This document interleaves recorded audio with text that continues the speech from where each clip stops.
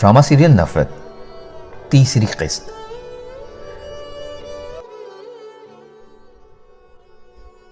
अनम, तुम ठीक तो हो ना? अनम ने चौंक कर सर उठाया। हाँ मैं ठीक हूं। ये बोलते हुए भी वो ठीक नहीं लग रही थी। क्या खाक ठीक हो? चेहरा तो देखो अपना, ऐसा लगता है एक हफ्ते से सोई नहीं हो। वो उसके पास बेड पर बैठ गई। तुम ये शादी नहीं करना चाहती ना? अनम ने सपाट चेहरे के साथ उसे देखा और कोई जवाब न दिया। उसने एक बार फिर अपना यह सवाल दोहराया, अनम, क्या तुम ये शादी नहीं करना चाहती? अनम ने इस बात में सर हिलाया। वो कुछ लम्हे उसे देखती रही। क्या तुम किसी और से शादी करना चाहती हो? उसने अंधेरे में तीर चलाया था, लेकिन अनम के एतराफ ने उसे हैरान कर दिया। उसने सोचा भी नहीं था कि इतनी जल्दी वो इस बात का एतराफ भी कर लेगी। कौन है वो? हमारा पड़ोसी है। तुम कब से और कैसे जानती हो उसे? उसका नाम कबीर है और वो 7 महीने पहले ही लंदन से वापस आया है और कुछ दिनों बाद वापस चला जाएगा। हमारी मुलाकात भी तकरीबन 7 महीने पहले हुई थी। और तुम लोगों की मुलाकात कहां पे होती है? घर से बाहर तो तुम जा नहीं सकती।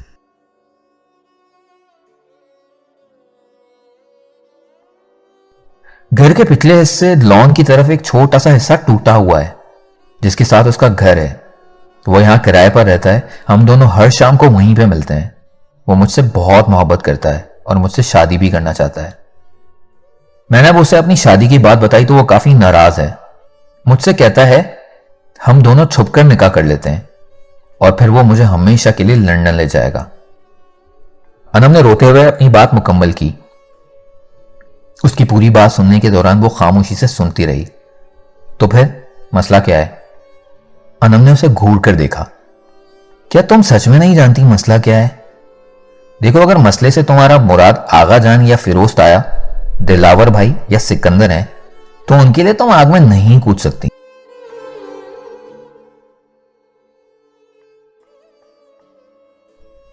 यकीन करो, मुझे तो बहुत खुशी हुई जब तुमने मुझे ये बात बताई। मैं तो कहती हूं कबीर की बात मान लो और निकाह कर लो उसके साथ। पुरानी रस्म रिवाज में अपनी जिंदगी बर्बाद मत करो। यहां एक जहन्नुम से निकलोगी दूसरे जहन्नुम में जाने के लिए। मर्दों की दुनिया से बाहर निकलो और एक आजाद फिजा में सांस लो। तुम पूरी जिंदगी समझौतों में नहीं गुजार सकती। तुम्हारा फ्यूचर कबीर के साथ है। आज तुम्हें जिंदगी मौका दे रही है। कल जब तुम्हारा शौहर तुम्हारे मुंह पर थप्पड़ मारकर तुम्हारी बेइज्जती करेगा, तब तुम सोचोगी कि काश उस दिन जरा सी हिम्मत कर ली होती, तो आज यूं सिसक सिसक कर जिंदगी ना जी रही होती। अनम घबरा कर खड़ी हो गई। अम्मी कहां हैं? वो बाजार गई हैं। सोबिया भाभी से कंफर्म करके आई हूं। तुम बस सोच लो। ऐसा मुमकिन नहीं है इशरत। मैं इतना बड़ा कदम नहीं उठा सकती। आगा जान मार देंगे उसे भी और मुझे भी। उसने अनम का हाथ पकड़कर अपने हाथ में लिया। तुम दोनों निकाह करके हमेशा के लिए पाकिस्तान छोड़ जाओगे। लंदन में आगा जान की 7 नस्लें भी तुम्हें कभी ढूंढ नहीं पाएंगी। मुझे बहुत डर लग रहा है। मैं ये नहीं कर सकती।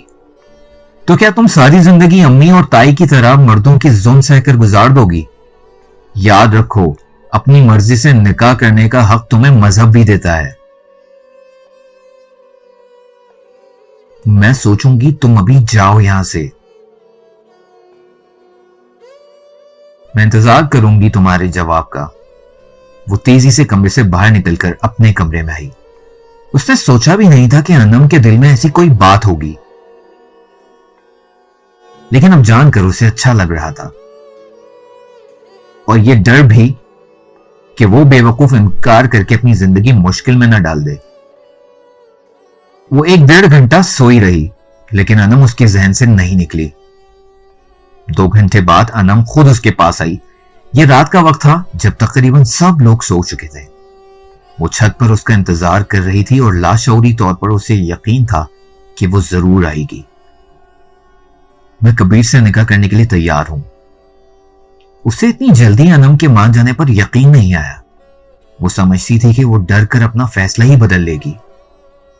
अब तुम बताओ इशरत, तुम मेरी क्या मदद कर सकती हो? मैं तुम्हें इस घर से सही सलामत बाहर निकाल सकती हूँ, बाकी काम कबीर का। वो दोनों वहीं छत पर बैठकर सरगोशी के अंदाज में बातें करने लगी। लेकिन मुझे बहुत डर लग रहा है। अनम के चेहरे पर घबराहट के आसार थे। लग नहीं रहा था कि वो अपने फैसले से पूरी तरह मुत्तफिक है। जब फैसला कर चुकी हो तो डरना कैसा? एक अनजान आदमी के साथ जिंदगी गुजारने से बेहतर है कि एक ऐसे इंसान का इंतखाब करो जिसे तुम जानती तो हो, जिसे तुमने देखा तो है कम से कम। अच्छा ये बताओ, कबीर का कोई नंबर वगैरह है तुम्हारे पास? हाँ नंबर तो है, लेकिन मेरे पास मोबाइल नहीं है। मोबाइल मेरे पास है, तुम बस नंबर दो। अनम ने नंबर लिखवाया और उसने तेजी से इधर उधर देखते हुए नंबर नोट कर लिया। ठीक है, अब तुम जाओ यहां से, वरना कोई देख लेगा तो शक करेगा। मैं कल इससे तफसीली बात करके तुम्हें बता दूंगी। मैं इंतजार करूंगी। मुझे मालूम है, अब तुम जाओ। अनम इधर उधर देखती भागते हुए सीढ़ियों से नीचे उतरी।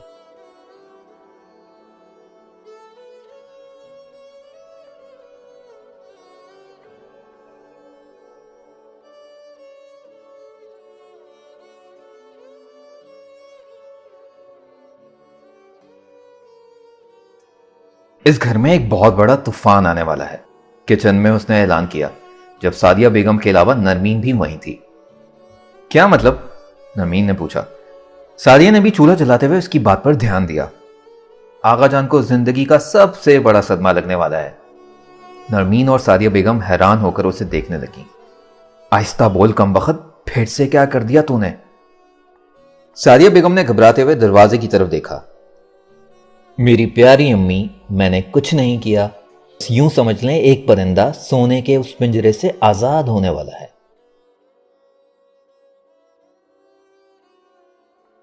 वो दोनों नासमझी के आलम में उसे देखने लगी। मुझे इसके इरादे ठीक नहीं लग रहे, लगाम डाल के रखें इसको। नरमीन ने तशवीश जाहिर किया। इसको तो खुदा ही संभाले, मुझसे तो नहीं संभलती है। सादिया बेगम सर पीट कर रह गईं। वो मुस्कुराकर बाहर निकली। आज के दिन उसका सबसे बड़ा मिशन कबीर से मिलकर आगे की इंफॉर्मेशन लेनी थी। उसे यह सब जल्द ही करना था क्योंकि घर में शादी के लिए रिश्तेदारों की आमद शुरू हो चुकी थी। नाश्ते के बाद मामूल के मुताबिक घर के सारे मर्द बाहर निकल गए।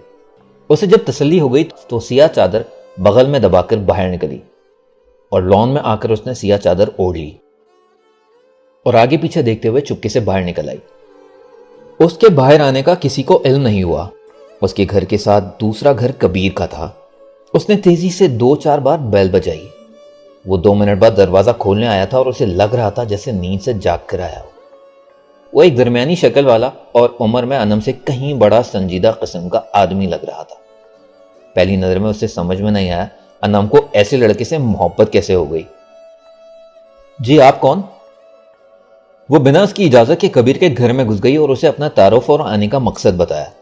तकरीबन 1 घंटे तक वो वहीं उसके घर में बैठकर उससे हालात के बारे में डिस्कस करती रही। वो एक पढ़ा लिखा और सुलझा हुआ इंसान था। उसकी बातों से लगा वो अनम को लेकर काफी सीरियस था और उनके घर के हालात और माहौल अच्छे से जानता था। उसने आगे की सारी प्लानिंग पहले से कर रखी थी और उसने अपने ख्यालात उसके साथ भी शेयर कर दिए। वो उसे समझाती रही कि उसे अब कहां क्या करना होगा और किस होशियारी से निकलना होगा।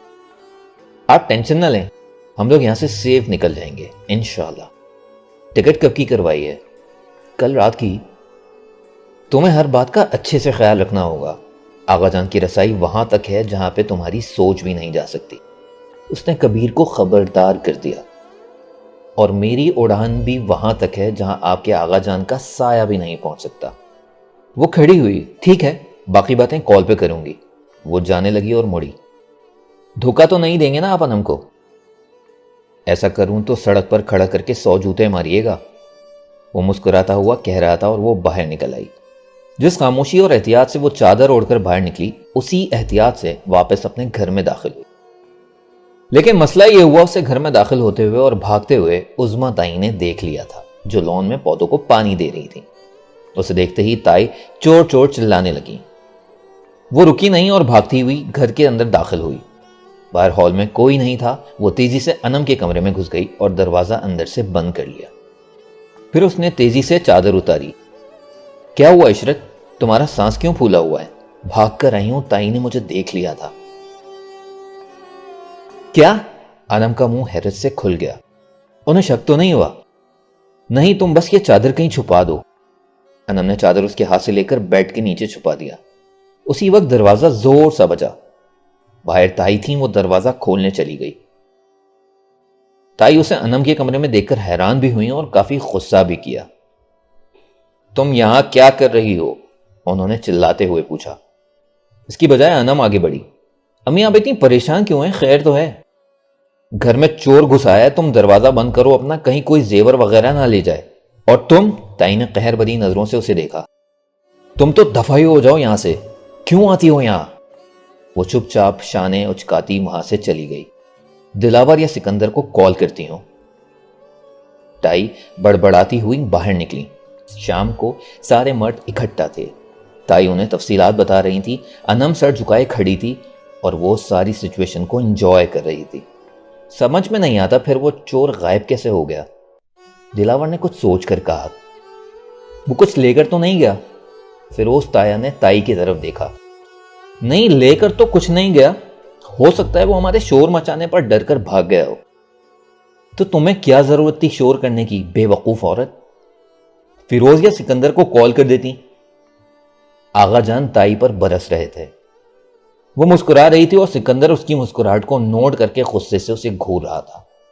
پتہ نہیں اتنے سیریس سچویشن میں دانت کیوں نکال رہی تھی۔ اچھا تو یہی تھا وہ طوفان؟ رات کو نرمین نے اس سے پوچھا۔ نہیں، وہ طوفان تو ابھی باقی ہے، یہ تو صرف ایک ٹریلر تھا۔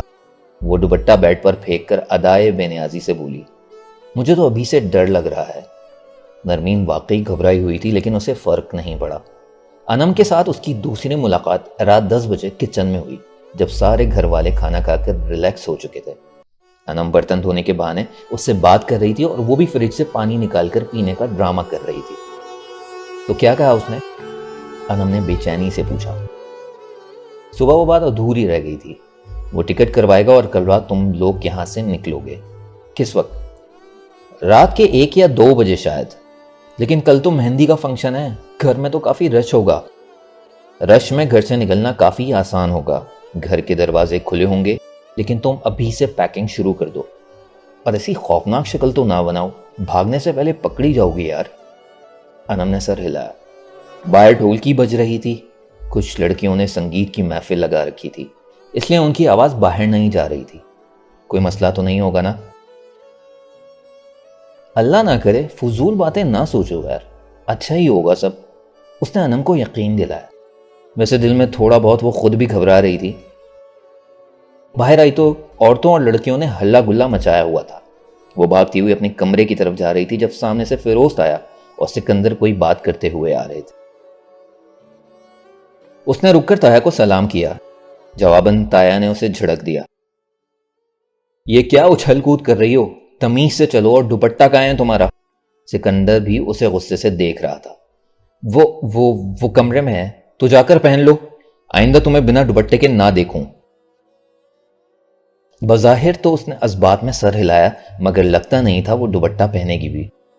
سکندر الگ اسے فاتحانہ انداز میں دیکھ رہا تھا۔ جی تایا، وہ اپنے کمرے میں چلی آئی اور دروازہ بند کر کے کبیر کا نمبر ملانے لگی۔ مہندی کی رات تھی، گھر پہ حد سے زیادہ رش تھا۔ مرد سارے گیسٹ روم کی طرف تھے، گھر کے باہر کھانا کھانے کا انتظام ہو رہا تھا، گھر کے اندر عورتوں کی ڈھولک وغیرہ۔ وہ بھی دروازہ بند کر کے کہیں آغا جان یا گھر کا کوئی دوسرا مرد برا نہ مان جائے۔ اس نے ہاف بازو والا لہنگا پہنا ہوا تھا جو اس نے نیلم کی شادی پر بنوایا تھا۔ اس وقت امی نے پہننے نہیں دیا، اب وہ زبردستی پہن کر گھوم رہی تھی۔ امی منع کرتی رہیں، گھر کا کوئی مرد دیکھ لے گا تو ٹانگیں توڑ دے گا تمہاری، ایسے کھلے بازو والے کپڑے پہن کر گھوم رہی ہو۔ مگر اسے بالکل ڈر نہیں لگا، کبیر سے اس کی بات ہو چکی تھی، ٹکٹس وغیرہ سارے کام کلیئر تھے، اب بس گھر سے نکلنے کی دیر تھی، اور یہ آخری کام تھا جو انہوں نے کرنا تھا۔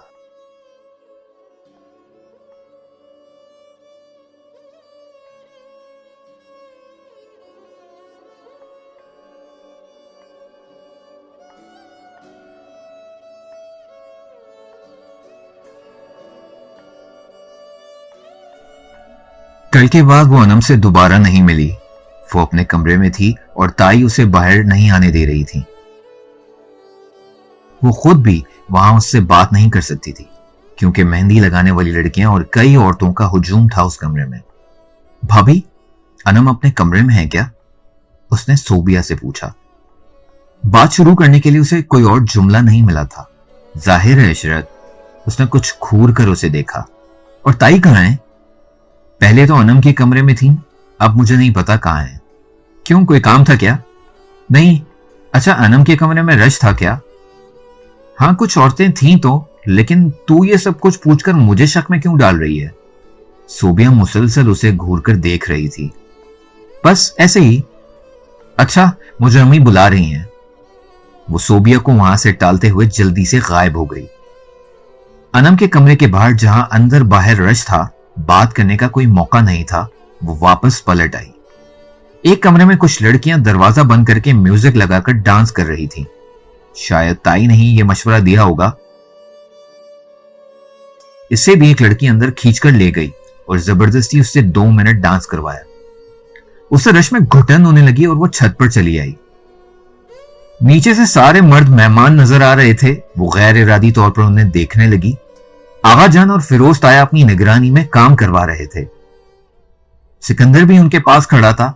उसने काले रंग की जीन्स पर सफेद कुर्ता पहना हुआ था और एक रिवायती शॉल भी उसके कांधों पर नजर आ रही थी। सिकंदर की बहुत अचानक उस पर नजर पड़ी और वो गुस्से से उसे देखने लगा और वहां से गायब हो गया। 2 मिनट बाद वो उसके सामने छत पर था। छत पर क्या कर रही हो? वो उसके सामने खड़ा गुस्से से चिल्ला रहा था और वो सुकून से नीचे देख रही थी बिना उसे कोई अहमियत दिए। सिकंदर को मजबूरन उसके बाजू को खींचकर उसे तवज्जो दिलानी पड़ी। सारे मर्द हैं नीचे, यहां छत, और तुमने ये कपड़े कैसे पहने? वो उसके खुले बाजू देख रहा था। मेरी मर्जी, मैं जैसे कपड़े पहनूं। तुम्हारी मर्जी हरगिज नहीं चलेगी। चलो ये कपड़े अभी तब्दील करके आओ। बिल्कुल नहीं। वो हाथ बांधकर खड़ी हो गई। देखो, जिद ना करो, मार खाओगी मुझसे। उसका इश्तियाल बढ़ता जा रहा था। तुम बुज़दिल मर्द औरत को मारने के अलावा कर भी क्या सकते हो? वो इधर उधर टहलकर जैसे अपना गुस्सा कम करने की कोशिश कर रहा था। मुझे मजबूर ना करो, मैं तुम्हारा मुंह तोड़ दूंगा।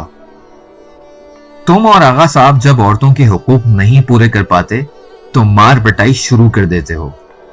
वो गुस्से से उसे देखता रहा।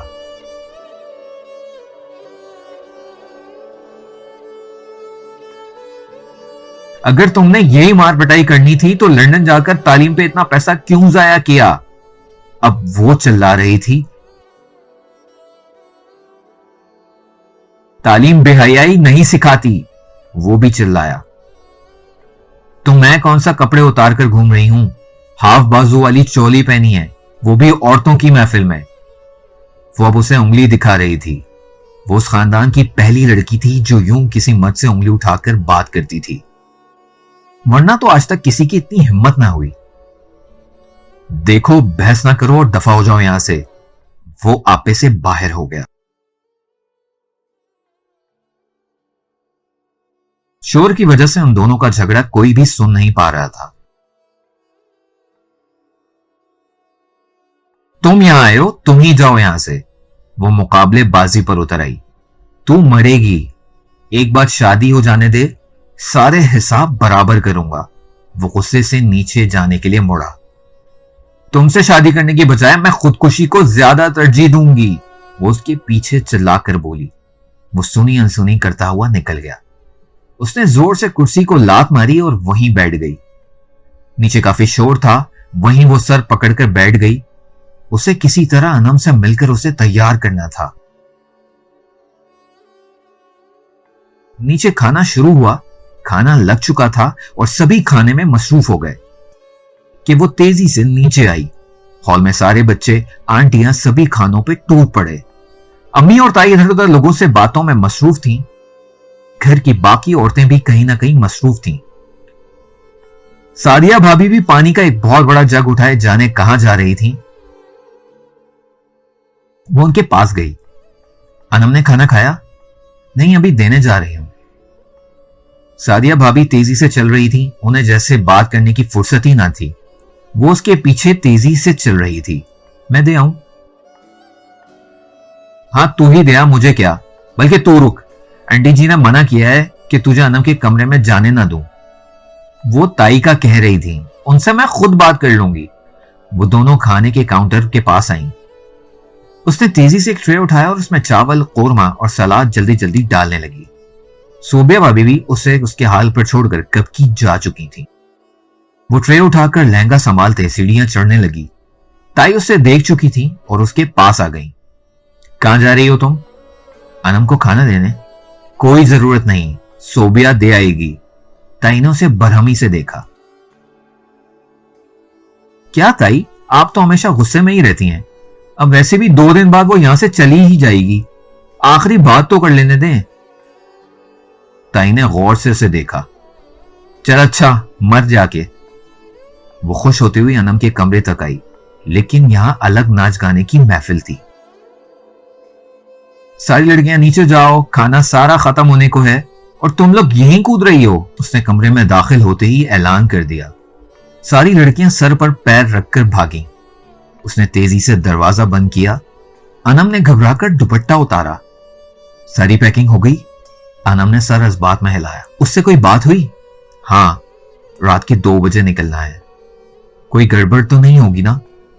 कुछ नहीं होगा डरपोक, ये ले खाना खा, पता नहीं बाद में कब तक सफर में रहोगे तुम लोग।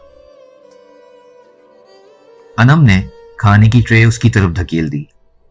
इतने सारे लोगों में निकलेंगे कैसे?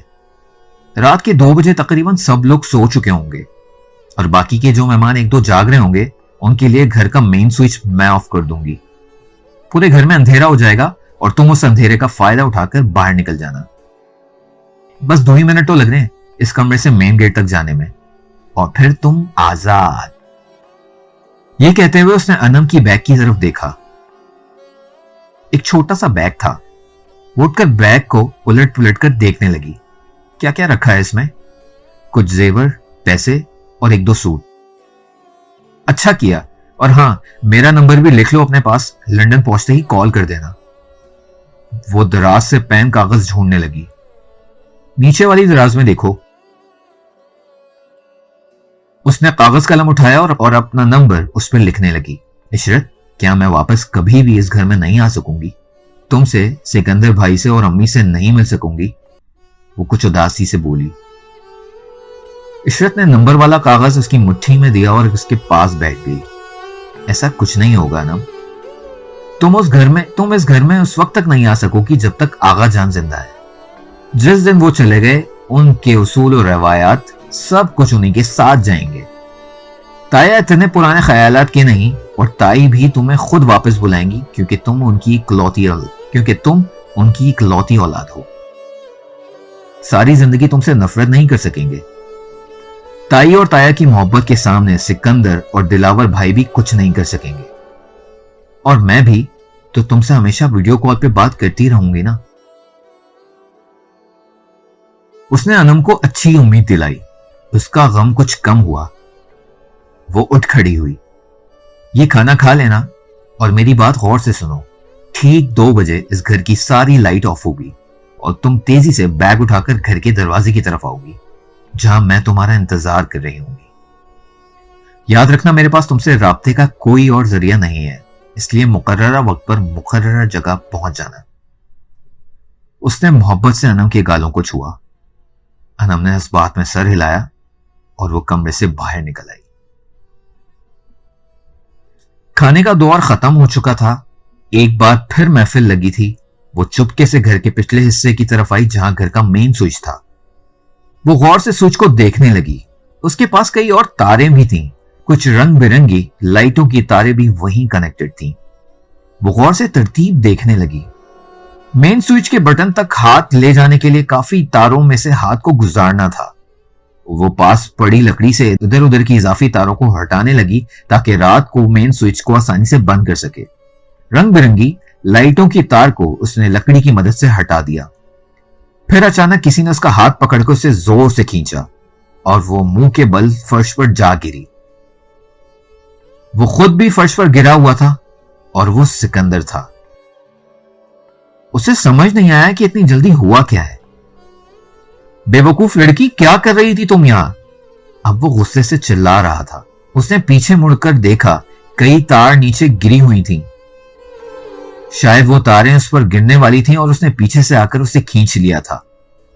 वो कपड़े सीधे करते हुए खड़ी हुई। वो भी खड़ा हुआ और उसे गुस्से से घूर रहा था। वो इधर कुछ लाइटों में रोशनी नहीं आ रही थी, वही देखने आई थी। उसने लड़खड़ाते हुए कुछ शर्मिंदगी से कहा था। सिकंदर ने उसे ऐसे देखा जैसे कोई ज़हनी मरीज हो। दिमाग तो नहीं खराब तुम्हारा? तुम कोई इलेक्ट्रिकल इंजीनियर हो क्या? बड़ी आई तारों को ठीक करने वाली। अभी अगर मैं वक्त पर नहीं आता तो इस घर में तेरी कुलख्वानी की रस्म हो रही होती। उसने शर्मिंदगी से पहलू बदला। अब मेरा मुंह क्या देख रही है? चल दफा हो यहां से। वो गनीमत पाकर फौरन वहां से भागी। 2 बजने में 10 मिनट बाकी थे। रात देर तक लड़कियों का हल्ला गुल्ला चलता रहा। करीबन 1 बजे सब सोने चले गए। उसने शुक्र अदा किया, वरना इन सब के इरादे तो सुबह तक जाग कर फुल शुगल लगाने का था। चुपके से वो कमरे से बाहर निकली। सभी कमरों में सोए हुए थे। बाहर हॉल में सन्नाटा था।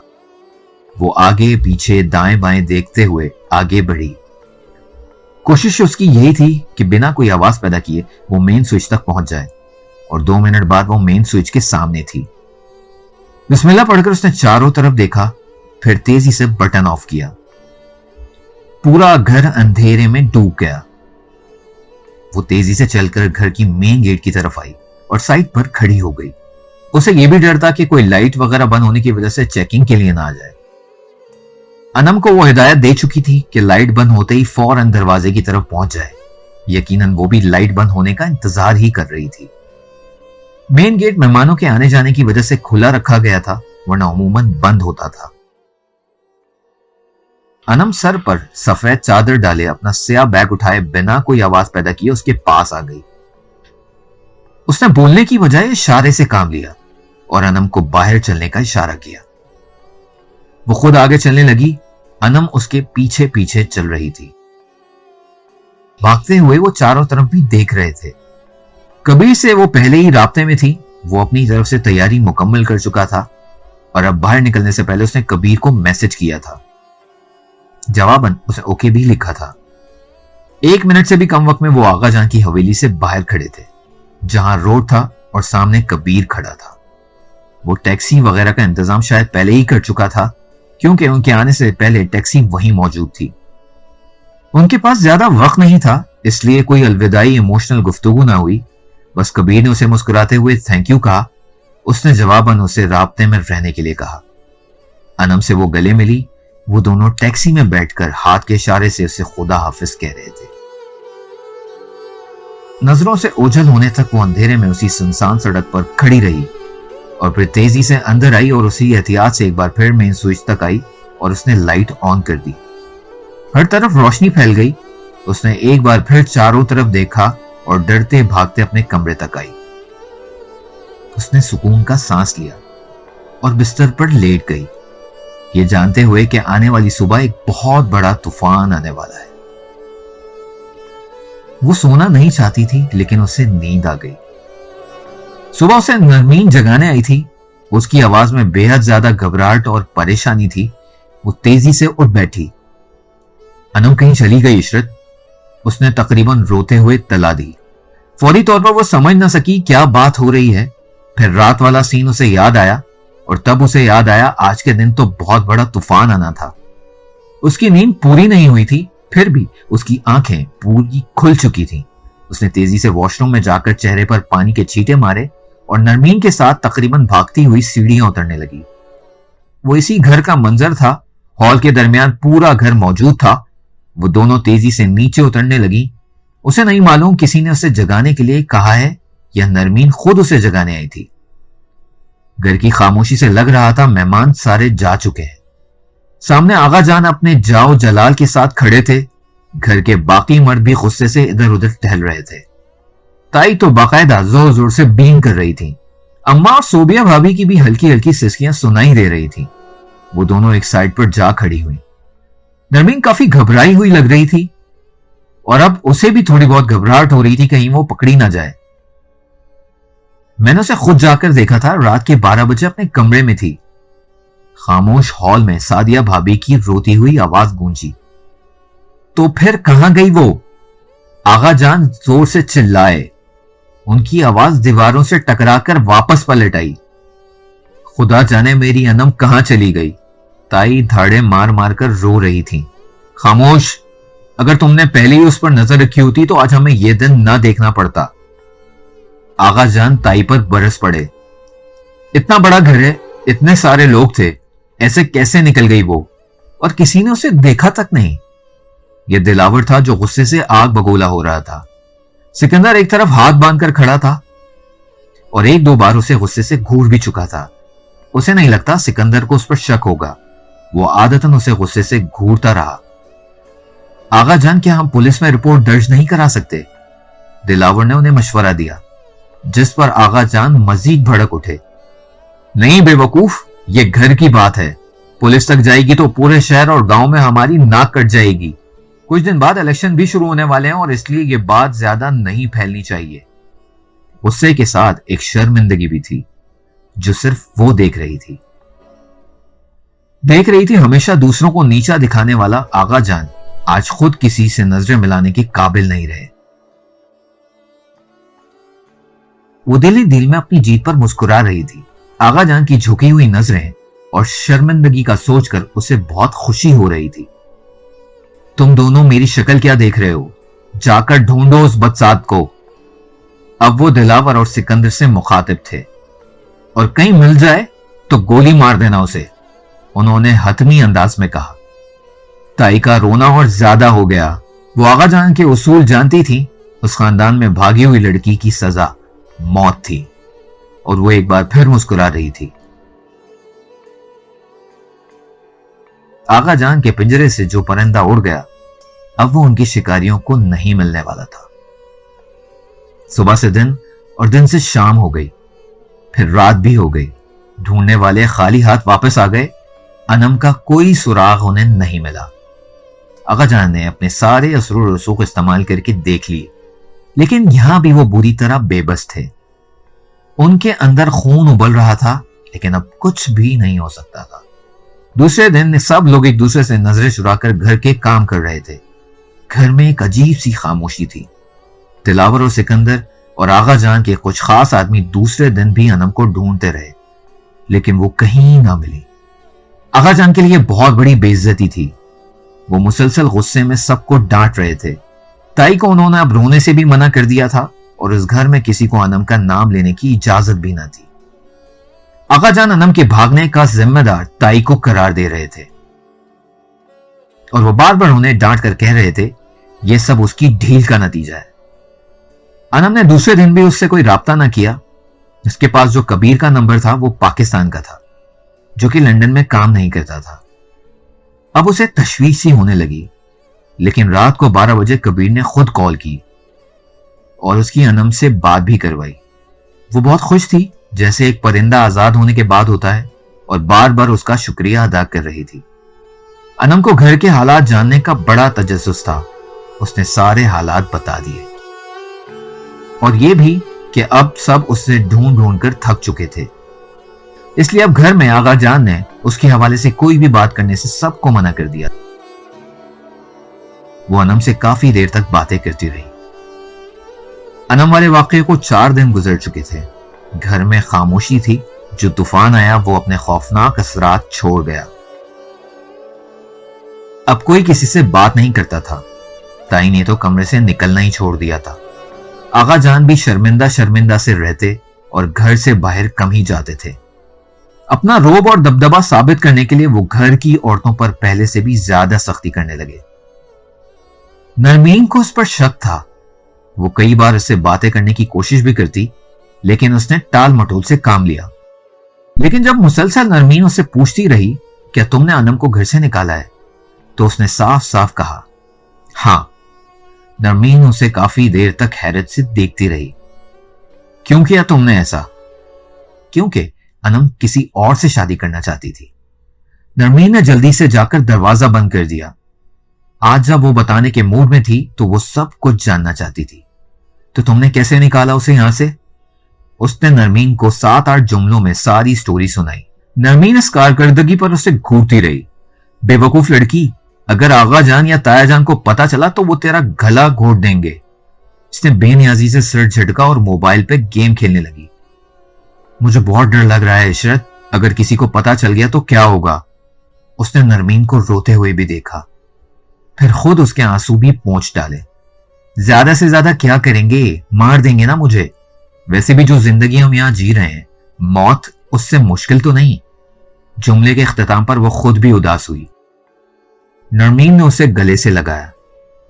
तुम प्लीज कभी ये बात अपने मुंह से ना निकालना, अम्मी को भी ना बताना, कहीं उनकी जबान से सबके सामने कोई ऐसी वैसी बात निकल जाए।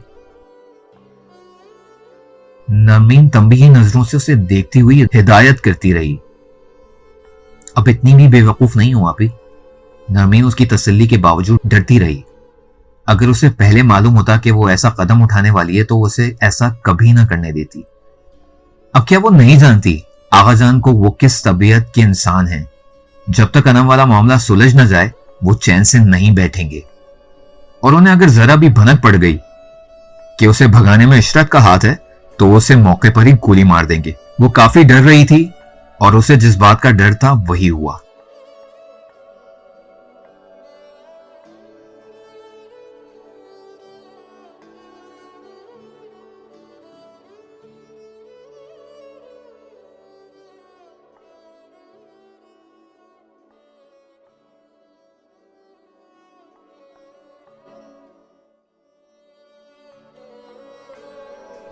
वो काफी डर रही थी और उसे जिस बात का डर था आखिरकार वही हुआ। सोबिया भाभी उन दोनों को बुलाने आई कि आगा जान उन्हें बुला रहे हैं। या अल्लाह खैर। इन दोनों ने घबरा कर एक दूसरे को देखा और अपने दुपट्टे दुरुस्त करके नीचे आ गईं। एक बार फिर 4 दिन वाली अदालत लगी हुई थी। सारे घर वाले इकट्ठे थे। आगा जान ने इन दोनों को गुस्से से देखा, लेकिन वो दोनों सादिया बेगम को देख रही थी जो कि ज़ारो कतार रो रही थी। इसी ने भगाया मेरी बेटी को। उस्मा ताई ने जब रोते हुए उंगली उसकी तरफ करके इशारा किया तो उसे लगा पूरे हॉल की छत उस पर आ गिरी हो। नरमीन ने सदमे से उसे देखा। सारे घर वालों की नजरें उसकी तरफ उठ गईं। उसका गला सूख गया। इस कदर महारत से किए गए मंसूबे का पकड़े जाना उसके लिए हैरत का बायस थी। वो सोच भी नहीं सकती थी कि उसकी चोरी इतनी जल्दी पकड़ी जाएगी और अब उसे यकीन था कि वो मरने वाली है। लेकिन जब आगा जान ने अगला सवाल किया तो वो कुछ उलझ गई। क्या कह रही है उस्मा? इन्होंने गरजदार आवाज के साथ उसे देखा। सबके सवालिया चेहरे उसी की तरफ थे। सिकंदर भी उसे देख रहा था, लेकिन आज उसकी नजरों में गुस्सा नहीं था, घबराहट थी। बिल्कुल वही घबराहट जो नरमीन और सादिया बेगम की आंखों में थी। यानी कि ये एक मुअम्मा था जो अभी तक हल नहीं हो सका था। किसी को यकीन नहीं था, ये सिर्फ शक था। किसी को यकीन नहीं था, ये बस सिर्फ शक था ताई को इस पर। ये आप क्या कह रहे हैं आगा जान? क्या मैं ऐसी हरकत कर सकती हूं? दुनिया जहां की मासूमियत अपने चेहरे पर सजाकर वो इस अंदाज में बोली कि आगा जान जिन्हें 100% उस पर शक था वो भी कंफ्यूज हो गए। झूठ मत बोलो बदबख्त लड़की, तूने ही भगाया है अनम को। ताई तेजी से खड़ी हुई और उसके सामने आकर चिल्लाने लगी।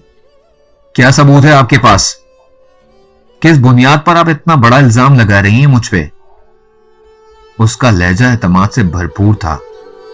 वो गलत होने के बावजूद ऐसे रिएक्ट कर रही थी जैसे उस पर इल्जाम लगाया जा रहा हो। मैंने खुद देखा है तुम्हें, तुम बार बार उसके कमरे के चक्कर लगा रही थी। ताई फट पड़ी। सब लोग इन दोनों के बयान सुन रहे थे।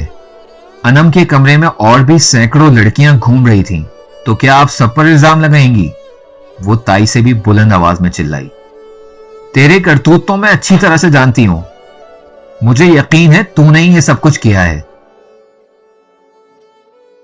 आपके यकीन से कुछ नहीं होगा। अगर सबूत है तो सामने लाएं, नहीं तो मुझ पर इतना बड़ा इल्जाम ना लगाएं। वो अपने दिफा में चिल्ला रही थी। ٹھیک ہے، تو یہی بات تم قرآن شریف پر ہاتھ رکھ کر کہہ دو۔ تائی کے اس جملے پر ایک پل کے لیے پورے ہال میں سناٹا چھا گیا۔ خود بھی وہ شاکڈ ہو کر انہیں دیکھنے لگی۔ اس نے مدد طلب نظروں سے ادھر ادھر دیکھا کہ شاید کوئی تائی کو روک لے، لیکن سب خاموش تھے۔ عظمیٰ ٹھیک کہہ رہی ہے، اب سچ جھوٹ کا فیصلہ قرآن شریف پر ہاتھ رکھ کر ہوگا۔ اس کی آخری امیدوں پر بھی پانی پھر گیا۔ جب فیروز تایا بھی تائی کے حق میں بول پڑے اور باقی سب کی نگاہیں بھی یہی کہہ رہی تھی کہ وہ تائی کے فیصلے سے متفق ہیں۔